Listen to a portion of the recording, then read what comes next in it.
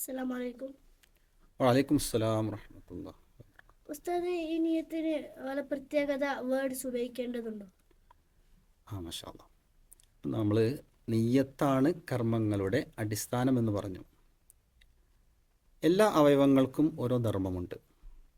ഹൃദയത്തിൻ്റെ ധർമ്മം എന്നത് നമ്മുടെ കർമ്മങ്ങളെ സ്വീകാര്യമാക്കി മാറ്റുക എന്നതാണ്.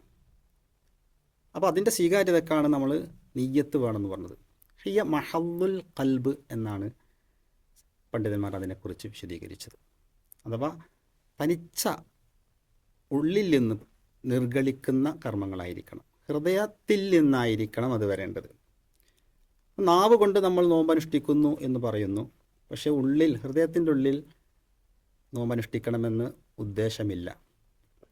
അതല്ലെങ്കിൽ ഞാൻ നോമ്പ് നോറ്റിട്ടില്ലെങ്കിൽ ആരെങ്കിലും എന്നെ തെറ്റിദ്ധരിക്കുമോ, മോശക്കാരനായി ചിത്രീകരിക്കുമോ എന്നൊക്കെയുള്ള ഉദ്ദേശമാണ് ഉള്ളിലെങ്കിൽ നാവ് കൊണ്ട് നമ്മൾ പ്രത്യേക വാക്കുകൾ അതിനുച്ചരിക്കുന്നതിന് യാതൊരു പ്രസക്തിയുമില്ല.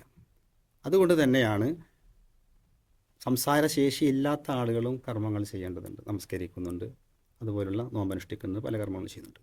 അപ്പോൾ അവരുടെയും കർമ്മങ്ങൾ അള്ളാഹു സ്വീകരിക്കണം. അപ്പം വെർബലായിട്ട് വാചികമായിട്ട് വരേണ്ട ഒരു യാന്ത്രിക പ്രവർത്തനമല്ല നിയ്യത്ത് എന്നുള്ളത്. മറിച്ച് ഉള്ളിൽ നിന്ന് അള്ളാഹുവിൻ്റെ പ്രീതി മാത്രം ആഗ്രഹിച്ചുകൊണ്ട് വരേണ്ട കർമ്മങ്ങൾ മാത്രമാണ് നിയ്യത്തായി പരിഗണിക്കുകയുള്ളൂ.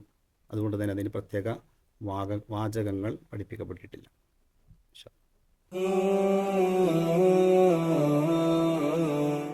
അല്ലാഹ്.